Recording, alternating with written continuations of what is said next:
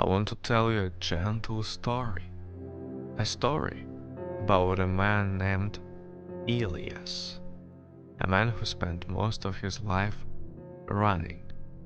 Running toward success, toward recognition, toward the idea of who he thought he needed to be.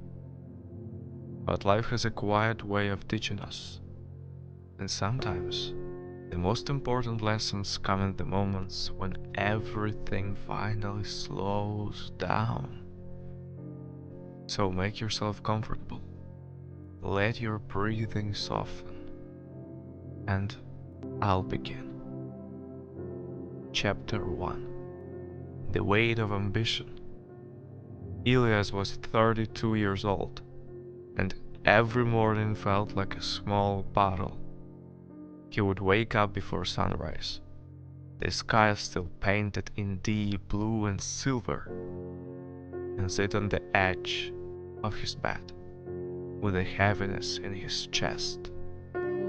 He had a good job, a small apartment, and friends who admired how hard he worked.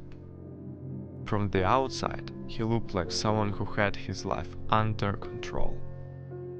But inside, the pressure was constant, the self-doubt was loud, and the feeling of being behind never seemed to disappear. Every day, he pushed himself, work harder, do more, be better.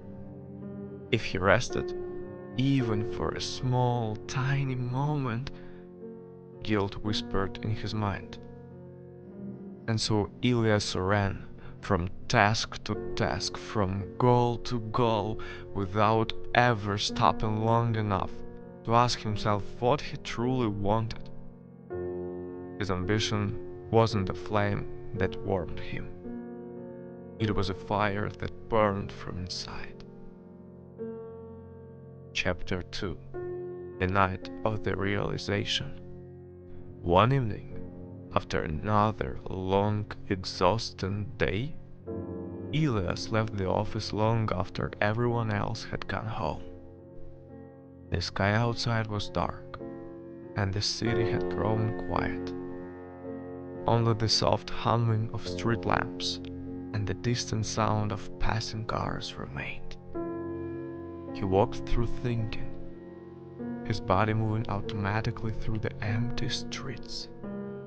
And eventually, he reached a small river that cut through the city. The water moved slowly, reflecting the golden shimmer of the lights above. Elias sat on a wooden bench nearby.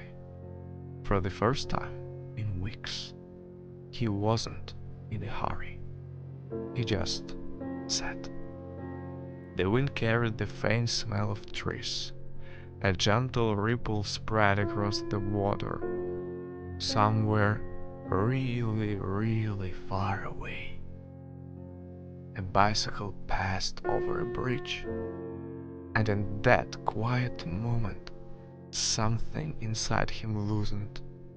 He realized he couldn't remember the last time he simply existed, without rushing, without planning, without forcing himself to move forward. The world around him was calm, peaceful, unafraid of taking its time. Why, he wondered, was he the only one running so fast? A soft thought rose in his mind, almost like a whisper carried by the wind. What would happen if I slowed down? Chapter 3. The Slow Life Experiment. The next morning, Elias decided to try something small. He didn't check his phone right away. He didn't jump out of bed. He didn't force himself to rush. Instead, he took one deep breath.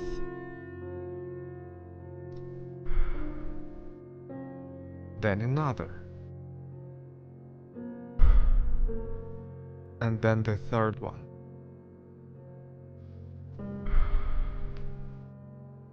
He noticed the warmth of the blanket, the softness of the pillow, the sound of the world waking up outside his window. It felt strange, but gentle. That day, he walked to work instead of running for the bus. He looked at the sky, the rooftops, the birds resting on wires. He brewed his tea slowly, listening to the quiet bubbling of the water. He ate his lunch without checking emails. He allowed his mind to settle, like dust floating peacefully through sunlight. And as the day passed, something began to change. He started reading again. He wrote down his thoughts in a small notebook. He said no to things that drained him. He chose rest instead of guilt, clarity instead of chaos, presence instead of pressure. The more he slowed down, the more he started to see the world in soft, warm colors again. He began to feel human. Chapter 4. Success arrives quietly. Weeks went by. Elias was calmer now, more patient, more thoughtful. People around him noticed the difference. His co-workers said he seemed more focused, more grounded, more confident. A project he once struggled with suddenly became clearer. He found better solutions, because his mind wasn't drowning in noise anymore. One day, things changed. His manager called him into the office. To Eli's surprise, he was offered a new position, a role with more responsibility, better pay, and more creative freedom. Not because he chased it, not because he pushed himself until he broke, but because slowing down revealed the best version of himself. Opportunities appeared like quiet visitors, unexpected, gentle, and perfectly timed. Even outside of work, life felt richer. He reconnected with old friends. He took slow evening walks. He cooked for himself instead of rushing through meals. Success didn't arrive with noise. It arrived softly, like morning light slipping through curtains. One night, as Elias lay in bed, with the window slightly open and the cool breeze brushing against the curtains, he smiled to himself. He realized something he had never understood before. Success was never meant to be a finish line. It wasn't a race. It wasn't the result of running faster than everyone else. Success was peace, clarity, balance, a quiet feeling that he was finally living in alignment with himself. He had spent years chasing something he already carried inside. And now, as he closed his eyes and allowed sleep to gently pull him into rest, he whispered to himself, "I don't need to run anymore."